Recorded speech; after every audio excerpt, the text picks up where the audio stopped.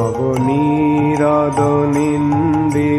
কান্তিধারম রসসাগর নাগর ভূপবরং।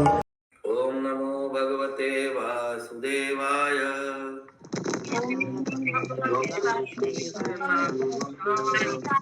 ओम नमो भगवते वासुदेवाय। ओम नमो भगवते वासुदेवाय। ओम नमो भगवते वासुदेवाय।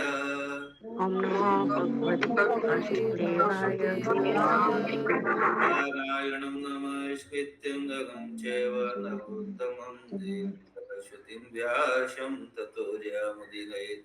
नष्टप्राये स्वभद्रेषु नित्यं भागवत सेवया भगवते उत्तमा श्लोके भक्तिर्भवति नैष्टिकी। कृष्णाय वासुदेवाय देवकी नंदनाय च नन्दगोपकुमाराय गोविन्दाय नमो नमः।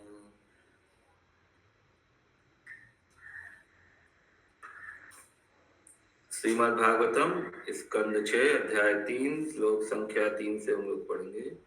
श्री शुक उवाच।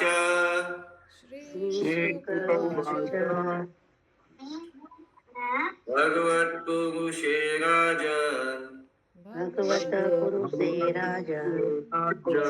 यया प्रतिहतोद्यमा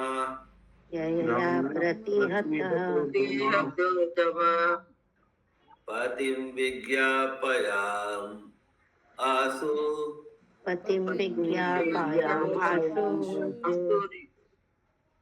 यमं संयामनि पतिम्।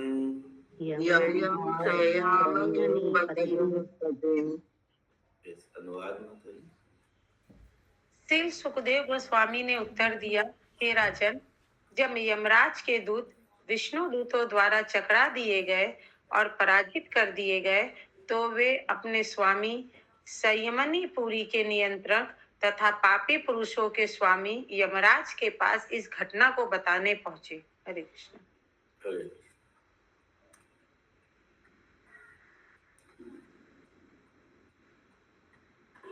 यमदूत ऊचु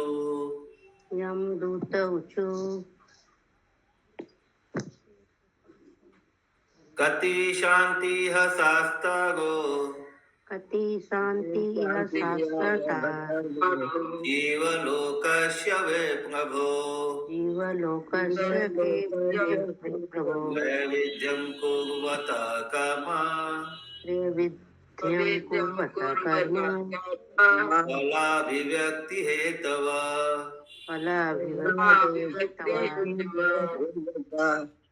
अनुवाद।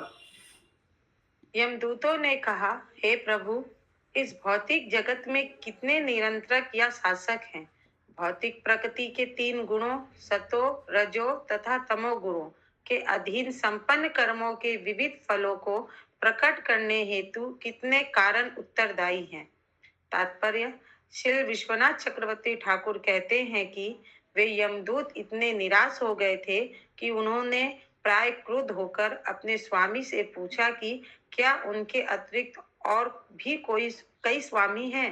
यही नहीं, चूंकि यमदूत पराजित किए जा चुके थे और उनके स्वामी उनकी रक्षा नहीं कर सके थे, अतः वे यह कहना चाह रहे थे कि उन्हें ऐसे स्वामी की सेवा करने की आवश्यकता नहीं है। यदि कोई सेवक बिना पराजित हुए अपने स्वामी के आदेशों को पूरा नहीं कर सकता, तो ऐसे शक्तिहीन स्वामी की सेवा करने से क्या लाभ। हरे कृष्ण। हरे कृष्ण। तो यमदूत जो है देव विष्णु दूतों से पराजित होकर उन्होंने फिर वो जीवात्मा को, अजामिल की जीवात्मा को वहीं छोड़ दिया, वापस खाली हाथ आ गए। और तो उनके मन में बहुत क्षोभ हुआ कि उनको लगा कि भाई हम तो अपना ड्यूटी कर गए थे, लेकिन हमारे जो यमराज है उनसे भी ऊपर किसका ऑर्डर चलता है। यही वो प्रश्न हम यमराज को जाके करते हैं कि आखिर में कौन है जिनका आज्ञा सब मानता है।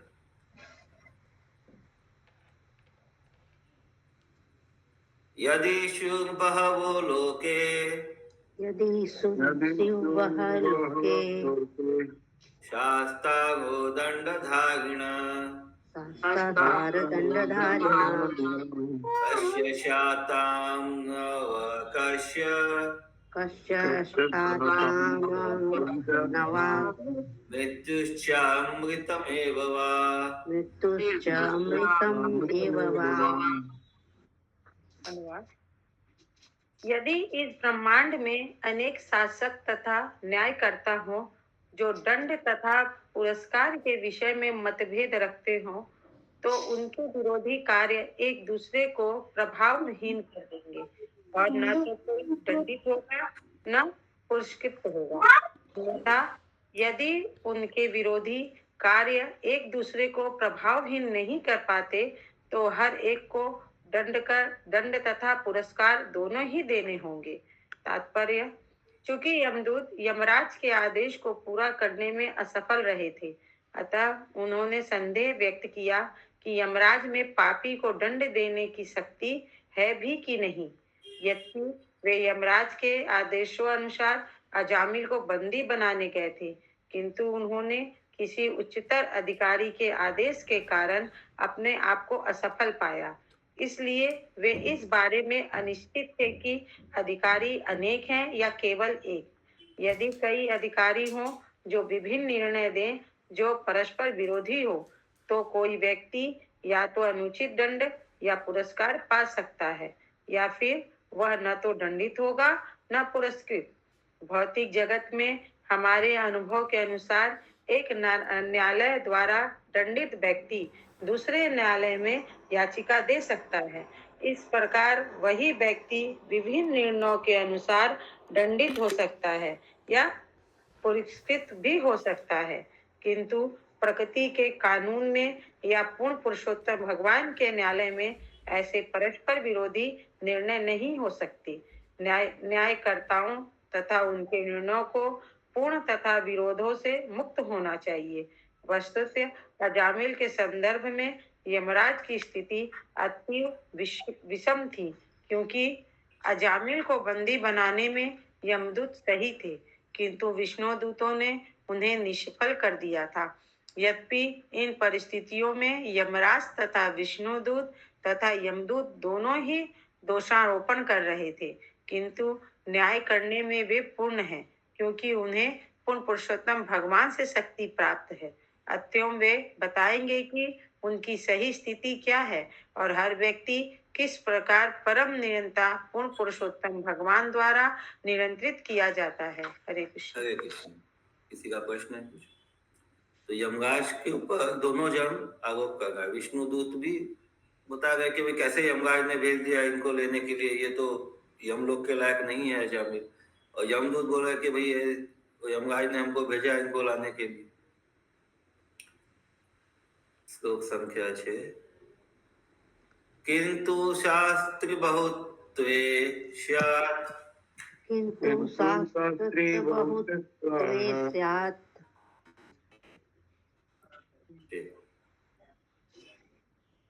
बहूनाम इह कर्मिणाम बहूनाम इह कर्मिणाम शास्त्रित्वम् उपचारो हि शास्त्रित्वम् उपचारः यथा मंडलवर्तिनाम।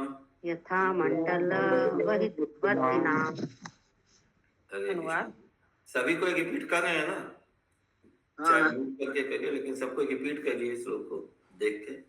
यस, कंटिन्यू माता जी।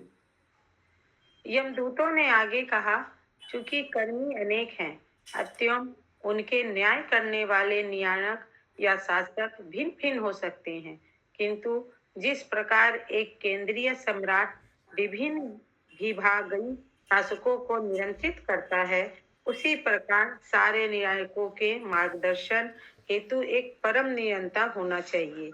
तात्पर्य, सरकारी व्यवस्था में विभिन्न लोगों को न्याय दिलाने हेतु विभागीय अधिकारी हो सकते हैं, किंतु कानून तो एक होना चाहिए और उस केंद्रीय नियम को चाहिए कि हर एक को नियंत्रित करे।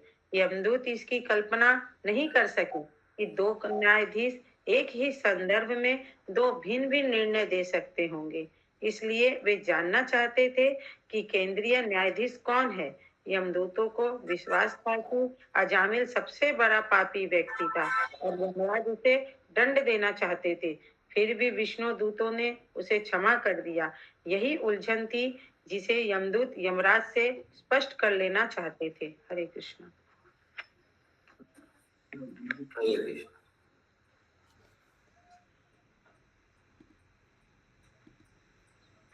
श्लोक संख्या 7। अतस्त्वम् एको भूतानां अतः त्वम् एकः भूतानां स ईश्वराणामधीश्वर ईश्वराणाम् अधीश्वर शास्त्रदण्डाधरो नृणां शास्त्रदण्डधरो नृणाम् शुभाशुभ विवेचना।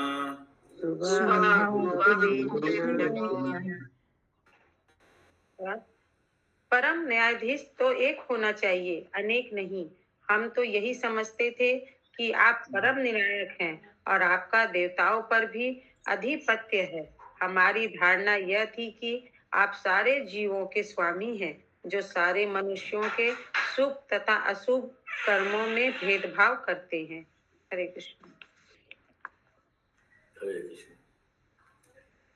श्लोक संख्या 8।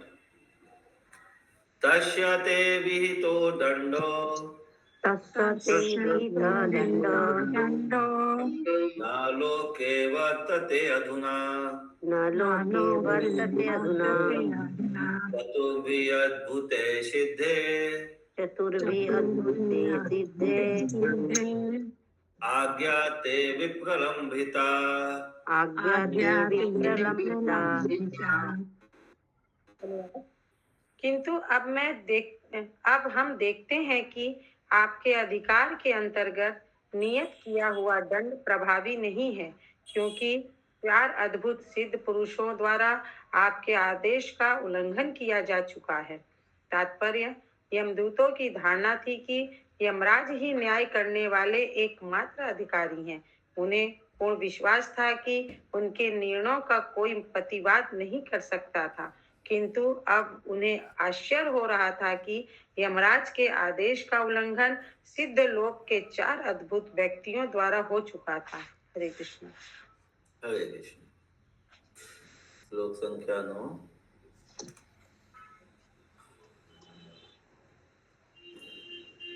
नियमानं तव आदेशाद् नियमानं तव आदेशात् अस्माभिर्यातनागृहान् अस्माभिर्यातनागृहान् व्यामोचयन् पातकीनां व्यामोचयन् पातकीनां हित्वा पाषाणप्रहस्यते। छित्त्वा पाषाणप्रहस्यते। अनुवाद। आंशिक प्राकट्य ब्रह्मा श्री विष्णु तथा शिव हैं, जो इस ब्रह्मांड के सृष्टि, पालन एवं संहार के भार को संभालते हैं। वे इन 2 धागों के तुल्य हैं, जो बुने हुए वस्त्र की लंबाई तथा चौड़ाई या ताने बाने का निर्माण। हरे कृष्ण। कृष्ण कौन सा पढ़ेंगे? हम लोग में भी दूसरा ही लिखा हुआ है। लोक संख्या 9 का पढ़िए माता जी। अच्छा, सॉरी माता जी, पेज पलट गया था माता जी, सॉरी। हम आपके आदेश अनुसार महापापी अजामिल को नर्क की ओर ला रहे थे। तभी सिद्ध लोक के उन सुंदर पुरुषों ने बलपूर्वक उन रस्सियों की गांठों को काट दिया, जिनसे हम उसे बंदी बनाए हुए थे। तात्पर्य, श्री विश्वनाथ चक्रवर्ती ठाकुर की टिप्पणी है कि यमदूत विष्णु दूतों को यमराज के समक्ष लाना चाहते थे। यदि यमराज उन विष्णु दूतों को दंड दे सकते तो यमदूतों को संतोष हुआ होता। हरे कृष्ण। श्लोक संख्या 10।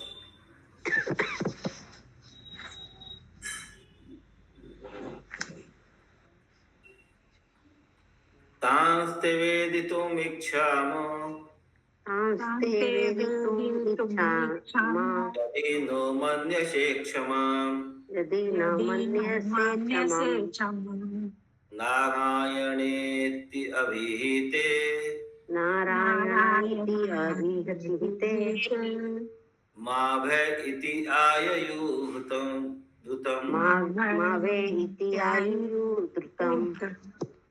अनुवाद। जो ही पापी अजामिल ने श्री नारायण नाम का उच्चारण किया, ये चारों सुंदर व्यक्ति तुरंत वहां आ गए और यह कहकर वो उसे पुनः आश्वस्त किया कि डरो मत, हम आपसे उनके विषय में जानना चाहते हैं। यदि आप यह सोचते हैं कि हम उनके विषय में समझ सकते हैं तो कृपया करके बताइए कि वे कौन हैं। तात्पर्य: यमराज के दूत चारों विष्णु दूतों से पराजित होने से अत्यधिक खीन थे और वे उन्हें यमराज के समक्ष लाना चाहते थे तथा यदि संभव हो तो उन्हें दंड देना चाहते थे, अन्यथा वे आत्महत्या करना चाह रहे थे। किंतु इनमें से कोई रास्ता अपनाने के पूर्ण वे यमराज से विष्णु दूतों के विषय में समझ लेना चाहते थे, क्योंकि वे भी सर्वज्ञ हैं। हरे कृष्ण। हरे कृष्ण।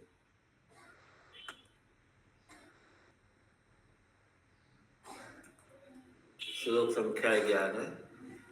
श्रीबादरायणी उवाच श्रीबादरायणी उवाच इति देवशापृष्टा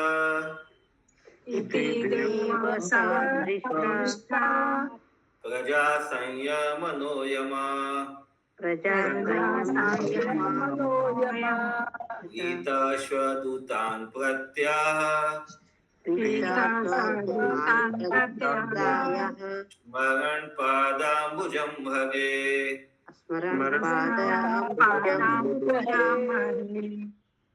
अनुवाद।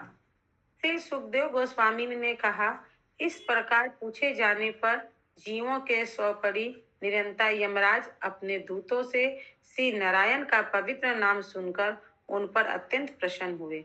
उन्होंने श्री भगवान के चरण कमलों का स्मरण किया और उत्तर देना शुरू किया। तात्पर्य: जीवों के शुभ तथा अशुभ कर्मों के स्वपरिनियंता श्री यमराज अपने सेवकों पर अत्यधिक प्रसन्न हुए, क्योंकि उन्होंने उनके राज्य में श्री नारायण के पवित्र नाम का उच्चारण किया था। यमराज को ऐसे लोगों का सामना करना पड़ता है जो निरे पापी होते हैं और श्री नारायण को नहीं समझ पाते हैं। फलस्वरूप जब उनके दूतों ने श्री नारायण का नाम लिया तो वे अत्यधिक प्रसन्न हुए, क्योंकि वे भी एक वैष्णव थे। हरे कृष्ण। हरे कृष्ण। श्लोक संख्या 12। यम उवाच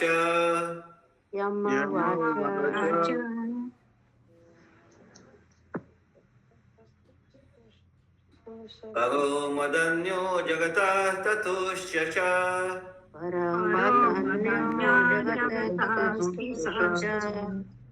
ओतं प्रोतं पटवदत्रं विश्वम्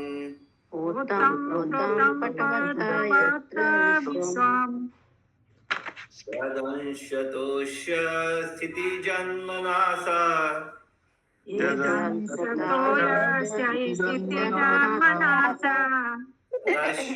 नश्योतवाद्यस्य वशे च लोका।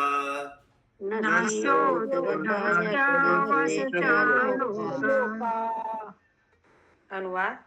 यमराज ने कहा, मेरे प्रिय सेवकों, तुम लोगों ने मुझे सर्वोच्च स्वीकार किया है, किंतु मैं वास्तव में मैं हूँ नहीं।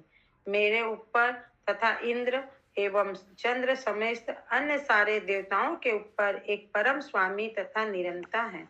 उनके आंशिक प्राकट्य ब्रह्मा श्री विष्णु तथा शिव हैं, जो इस ब्रह्मांड के सृष्टि, पालन एवं संहार के भार को संभालते हैं।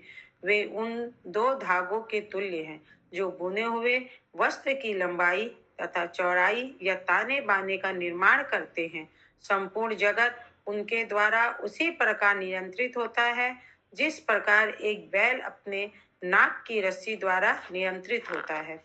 तात्पर्य: यमराज के दूतों को संदेह हुआ कि यमराज के भी ऊपर कोई शासक है, इसलिए उनका संदेह मिटाने के लिए यमराज ने तुरंत उत्तर दिया, हाँ, सबके ऊपर एक परम नियंता है। यमराज कुछ चर जीवों के हैं, यथा मनुष्यों का कार्यभार देखते हैं, किंतु पशु जो कि चर है उनके नियंत्रण में नहीं है। केवल मनुष्य को उचित तथा गलत का भान है, और इनमें से केवल वे ही मनुष्य जो पाप कर्म करते हैं यमराज के अधीन होते हैं। इसलिए यद्यपि यमराज नियंत्रक हैं, किंतु वे कुछ ही जीवों के विभागीय नियंत्रक हैं। अन्य देवता भी हैं जो अन्य कई विभागों को संभालते हैं, किंतु इन सब के ऊपर एक परम नियंता भगवान श्री कृष्ण है। ईश्वर परम कृष्ण सच्चिदानंद विग्रह। परम नियंता तो भगवान श्री कृष्ण है। अन्य जो ब्रह्मांड के अंतर्गत अपने अपने विभाग संभालते हैं, परम नियंता श्री कृष्ण के आगे नगण्य है। श्रीमद् भगवद गीता 7.7 में भगवान श्री कृष्ण कहते हैं, मतः परतरम न न्यात कृष्यदिस्ति धनंजय। हे धनंजय, अर्जुन, मुझसे श्रेष्ठ कोई भी नहीं है। अतएव यमराज ने तुरंत ही अपने सहायक यमदूतों के संदेह को इसकी पुष्टि करते हुए दूर कर दिया कि अन्य सबके ऊपर एक परम निरंता है। सील मध्वाचार्य व्याख्या करते हैं कि पोतम पोतम शब्द समस्त कारणों के कारण का घोतक है। परमेश्वर विराट जगत के लिए ताना तथा बाना दोनों ही हैं। स्कंद पुराण के निम्नलिखित श्लोक से इसकी पुष्टि होती है। यथा कंथा पटा सूत्र ओता होताश्च स्थिता एवं विश्राविदं विश्वम पोतम पोतम च स्थितम। रजाई के खड़े तथा पड़े दो धागों ताना बाना के समान भगवान श्री विष्णु इस विराट जगत में ताने बाने के रूप में स्थित हैं। हरे कृष्ण। हरे कृष्ण। श्लोक संख्या 13। यो नाम अभिवाची जनम निजाया यो नामाभिवाची जनम निजायाम बध्नाति तंत्र्यामिव दामभिग बध्नाति तन्मयामैव दामभिः यस्मिन् बलिता इमे नाम कर्म यस्मै बलिता इमे नाम कर्म निबन्धबद्धा शकित वहन्ति निबन्धबद्धा वहन्ति। इस प्रकार बैलगाड़ी का चालक अपने बैलों को वश में करने हेतु उनके नथुने से निकालकर रस्सियां नाथ बांध देता है, उसी प्रकार पूर्ण पुरुषोत्तम भगवान सभी व्यक्तियों को वेदों में कहे अपने वचन रूपी रस्सियों के द्वारा बांधते हैं, जो मानव समाज के विभिन्न वर्णों के नामों तथा कार्यों, ब्राह्मण, क्षत्रिय, वैश्य तथा शूद्र को निर्धारित करते हैं। इन वर्णों के लोग भयवश परम भगवान की पूजा अपने अपने कर्मों के अनुसार भेंटें अर्पित करते हुए करते हैं। तात्पर्य, इस भौतिक जगत में हर प्राणी बद्ध है, चाहे वह जो कुछ भी हो, चाहे वह मनुष्य हो, देवता हो, पशु, वृक्ष या पौधा हो। हर वस्तु प्रकृति के नियमों द्वारा नियंत्रित होती है, और इस प्राकृतिक नियंत्रण के पीछे पूर्ण पुरुषोत्तम भगवान रहते हैं। इसकी पुष्टि श्रीमद् भगवद गीता 9.10 द्वारा होती है, जिसमें भगवान श्री कृष्ण कहते हैं, मध्याक्षेण प्रकृति सूर्यते सचराचरम। मया अध्यक्षेण प्रकृति सूर्यते सचराचरम। यह भौतिक प्रकृति मेरे निर्देशन के अनुसार कार्य कर रही है और समस्त चर तथा अचर प्राणियों को उत्पन्न करती है। इस प्रकार भगवान श्री कृष्ण उस प्राकृतिक यंत्र के पीछे रहते हैं जो उनके नियंत्रण में कार्य करता है। अन्य जीवों से पृथक मनुष्य शरीर के रूप में जो जीव हैं, वह वर्ण तथा आश्रम आदि विभागों के रूप में वैदिक आदेशों द्वारा सुसंबद्ध रूप से नियंत्रित होता है। मनुष्य से यह अपेक्षा की जाती है कि वह पूर्ण वर्ण तथा आश्रम के विधि विधानों का पालन करेगा, अन्यथा वह यमराज के दंड से बचकर नहीं निकल सकता।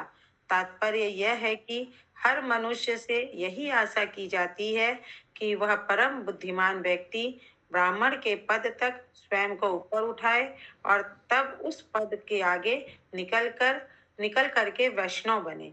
यही जीवन की पूर्णता है। ब्राह्मण, क्षत्रिय, वैश्य तथा शूद्र अपने अपने कर्मों के अनुसार श्री भगवान की पूजा द्वारा अपने आप को ऊपर उठा सकते हैं। सर्वे सर्वे कर्मण्यभिरतः। प्रभु जी श्लोका पढ़िए ना। स्वे स्वे कर्माणि अभिरत संसिद्धिं लभते नरः।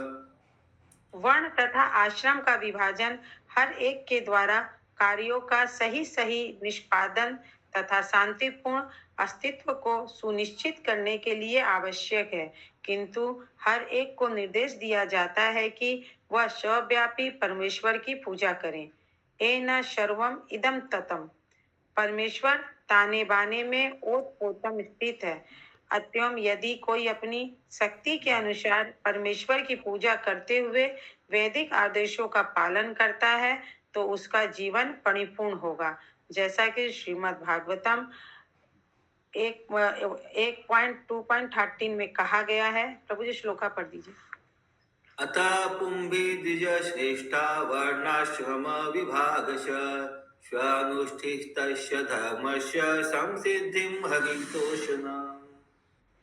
हे द्विजश्रेष्ठ, अत्यंत निष्कर्ष यह है कि मनुष्य जाति तथा आश्रम के अनुसार नियत कर्तव्यों धर्म को संपन्न करके जिस सर्वोच्च सिद्धि को प्राप्त कर सकता है वह है भगवान श्री हरि को प्रसन्न करना। वर्णाश्रम संस्थान मनुष्य को भगवत धाम वापस जाने का पात्र बनाने के लिए पूर्ण विधि उपलब्ध करता है, क्योंकि प्रत्येक वर्ण तथा आश्रम का उद्देश्य श्री भगवान को प्रसन्न करना है। मनुष्य परमारिक गुरु के निर्देशन में परम भगवान को प्रसन्न कर सकता है, और यदि वह ऐसा करता है तो उसका जीवन पूर्ण है। परम भगवान पूजनीय है और हर व्यक्ति प्रत्यक्ष या अप्रत्यक्ष रीति से उनकी पूजा करता है। जो लोग उनकी प्रत्यक्ष पूजा करते हैं उन्हें मुक्ति लाभ जल्दी हो जाता है, जबकि अप्रत्यक्ष रीति से सेवा करने वाले की मुक्ति विलंबित होती है। नाम अभिवाची शब्द अत्यंत महत्वपूर्ण है।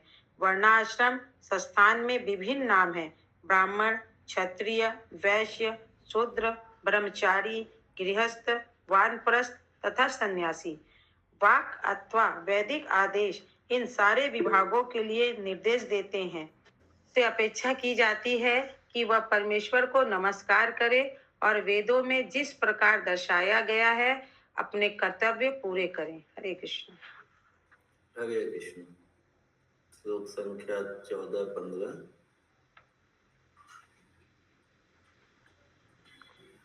अहम महेंद्रो निगति प्रचेता अहम महेंद्रो प्रचेता सोमो अग्निरीश पवनो विरिञ्चि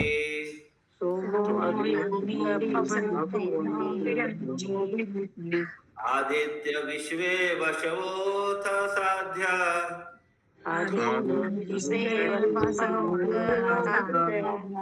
मरुद्गणा रुद्रगणा ससिद्धा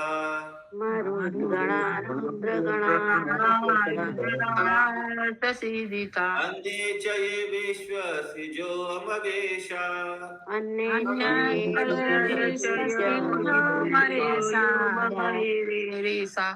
मृगादयो स्पृष्टराजस्तमस्त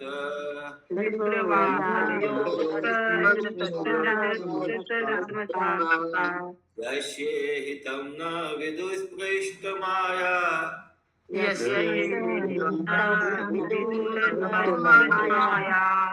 यत्त्वा प्रधाना अपि किं ततो अन्ये।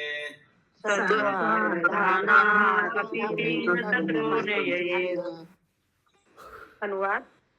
मैं यमराज, स्वर्ग का राजा इंद्र, निश्रुति, वरुण, चंद्र, अग्नि, शिव, पवन, ब्रह्मा, सूर्य, विश्वासु, आठों वसु, साध्यगण, मरुतगण, रुद्रगण, सिद्धगण तथा मरीचि एवं अन्य महिषीगण जो ब्रह्मांड के विभागीय कार्य को चलाने में लगे रहते हैं, तथा बृहस्पति इत्यादि सर्वोत्तम देवतागण एवं भिंगु आदि मुनिगण, ये सभी प्रकृति के दो निम्न गुणों रजो तथा तमो गुण के प्रभाव से निश्चित रूप से मुक्त होते हैं। फिर भी यद्यपि हम सतोगुणी हैं, तो भी हम पूर्ण पुरुषोत्तम भगवान के कार्यों को नहीं समझ सकते। तो फिर दूसरे के विषय में क्या कहा जाए, जो मोह के अधीन होने से ईश्वर को जानने के लिए केवल मानसिक तर्क वितर्क करते हों। तात्पर्य, इस विराट जगत के अंतर्गत मनुष्य तथा अन्य जीव प्रकृति के 3 गुणों द्वारा नियंत्रित होते हैं। ऐसे जीव जो प्रकृति के निम्न गुणों रजो तथा तमो गुणों द्वारा नियंत्रित होते हैं, उनमें ईश्वर को समझ पाने की कोई संभावना नहीं है। यहाँ तक कि जो सतोगुणी हैं, यथा अनेक देवता तथा महान ऋषिगण जिनका वर्णन इस श्लोकों में हुआ है, वे भी पुरुषोत्तम भगवान के कार्यों को नहीं समझ सकते। जैसा कि श्रीमद् भगवत गीता में कहा गया है, जो व्यक्ति श्री भगवान की भक्ति को प्राप्त है, वे सारे भौतिक गुणों से परे होता है। अतएव श्री भगवान स्वयं कहते हैं कि उन्हें केवल वे ही भक्त समझ सकते हैं जो समस्त भौतिक गुणों से परे हैं। भक्त्या माम विभाजनाति, उनके अतिरिक्त कोई नहीं समझ, माम अभिजानाति, उनके अतिरिक्त कोई नहीं समझ सकता। जैसा कि श्रीमद् भगवत गीता 1:9-16 में भीष्म देव ने महाराज युधिष्ठिर से कहा है। भागवतम प्रभु जी श्लोक कहिचिद राजन पुमान वेद विधिसितम यद्विजिनस्य युक्तमुयन्ति कवयो अपि। हे राजन, कोई भी व्यक्ति भगवान श्री कृष्ण की योजना को नहीं जान सकता, यद्यपि बड़े बड़े दार्शनिक विशद रूप से जिज्ञासा करते हैं, किंतु वे भी मोहग्रस्त हो जाते हैं। अतः कोई भी व्यक्ति ईश्वर को शीर्षक दार्शनिक ज्ञान द्वारा नहीं समझ सकता। निसंदेह मानसिक तर्क वितर्क के द्वारा मनुष्य मोहग्रस्त हो जाएगा। मुहंती, इसकी पुष्टि स्वयं श्री भगवान ने श्रीमद् भगवत गीता 7.3 में की है। प्रभु जी श्लोक अपने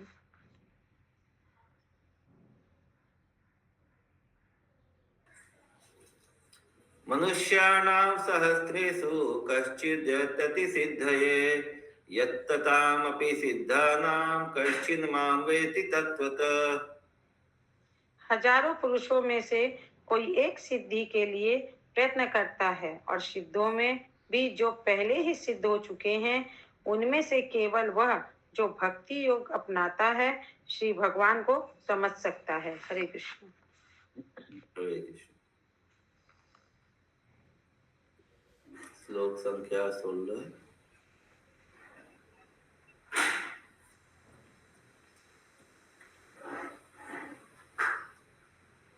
यं वै नागोभि मनसा शुंभिर्वा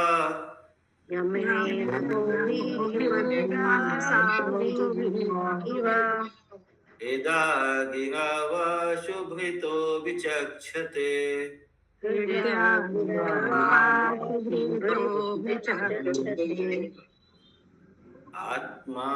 आत्मानामन्तर्हृदि सन्तं आत्मानाम्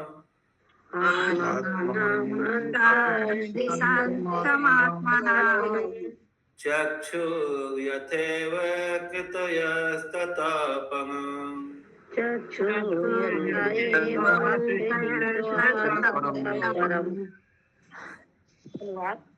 इस प्रकार शरीर के विभिन्न अंग आँखों को नहीं देख सकते, उसी प्रकार सारे जीव परमेश्वर को नहीं देख सकते, जो हर एक के हृदय में परमात्मा के रूप में स्थित रहते हैं।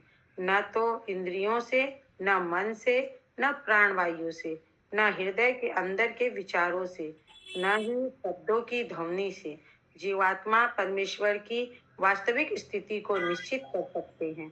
तात्पर्य, यद्यपि शरीर के विभिन्न अंगों में आँख को देख सकने की शक्ति नहीं होती, किंतु आँखें शरीर के विभिन्न भागों की गतियों का निर्देशन करती है। पांव इसलिए आगे बढ़ते हैं क्योंकि आंखें देखती हैं कि उनके सामने क्या है, और हाथ स्पर्श करता है क्योंकि आंखें स्पर्श करने योग्य वस्तुओं को देखती है। इसी प्रकार प्रत्येक जीवात्मा उन परमात्मा के निर्देशानुसार कार्य करता है जो हृदय के अंदर स्थित है, जैसे कि श्रीमद् भगवद गीता 15.15 में स्वयं श्री भगवान पुष्टि करते हैं। सर्वस्य चाहं हृदि सन्निविष्टो मत स्मृति ज्ञान अपमोहनम च। मैं हर एक के हृदय में आसीन हूँ और स्मृति, ज्ञान तथा विस्मृति के लिए निर्देशन करता हूँ। श्रीमद् भगवद गीता में अन्यत्र कहा गया है, ईश्वरः सर्वभूतानां हृदय अर्जुन तिष्ठति। परमात्मा के रूप में परमेश्वर हृदय के अंदर स्थित रहते हैं। जीव परमात्मा की अनुमति के बिना कुछ भी नहीं कर सकता।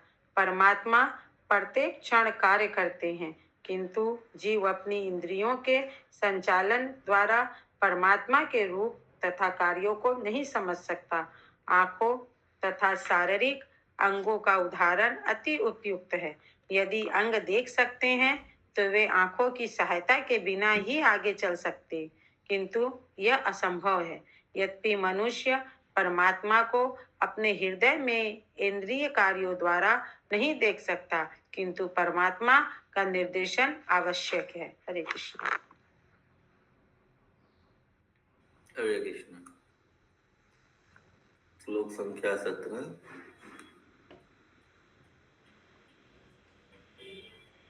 तस्यात्मतन्त्रस्य हरेरधीशितो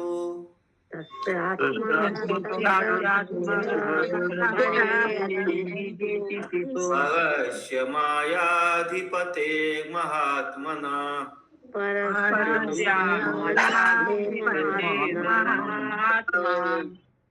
प्रायेण दूता इह वे मनोहराः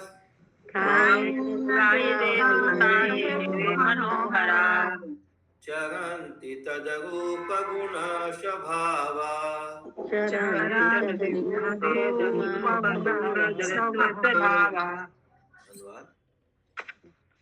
पूर्ण पुरुषोत्तम भगवान आत्मनिर्भर तथा पूर्ण रूप से स्वतंत्र हैं। वे माया सहित हर एक के तथा हर वस्तु के स्वामी हैं। वे रूप, गुण तथा लक्षणों से युक्त हैं और इसी प्रकार उनके आदेश पालक अर्थात वैष्णव जो अत्यंत सुंदर होते हैं, उनके जैसे ही शारीरिक स्वरूप, दिव्य गुण तथा दिव्य स्वभाव से युक्त होते हैं। वे इस जगत में पूर्ण स्वतंत्रता के साथ सदैव विचरण करते हैं। तात्पर्य: यमराज परम निरंता पूर्ण पुरुषोत्तम भगवान का वर्णन कर रहे थे, किंतु यमराज के दूत विष्णु दूतों के विषय में जानने के लिए अत्यधिक उत्सुक थे, जिन्होंने अजामिल से संबंधित मुठभेड़ में उन्हें हरा दिया था। इसलिए यमराज ने कहा कि विष्णु दूत अपने शारीरिक लक्षणों, दिव्य गुणों तथा स्वभाव में पूर्ण पुरुषोत्तम भगवान के सदृश हैं। दूसरे शब्दों में विष्णु दूत या वैष्णव प्राय परम भगवान जितने ही योग्य होते हैं। यमराज ने यमदूतों को सूचित किया कि विष्णुदूत भगवान श्री विष्णु से कम शक्तिशाली नहीं है, क्योंकि भगवान श्री विष्णु यमराज से ऊपर है, इसलिए विष्णुदूत यमदूतों के ऊपर हैं। अतः विष्णुदूतों द्वारा रक्षित व्यक्तियों को यमदूत छू तक नहीं सकते। हरे कृष्ण। तो आज यही तक रखते हैं। श्रीमद् भागवतम महापुराण की जय। श्रील प्रभुपाद की जय।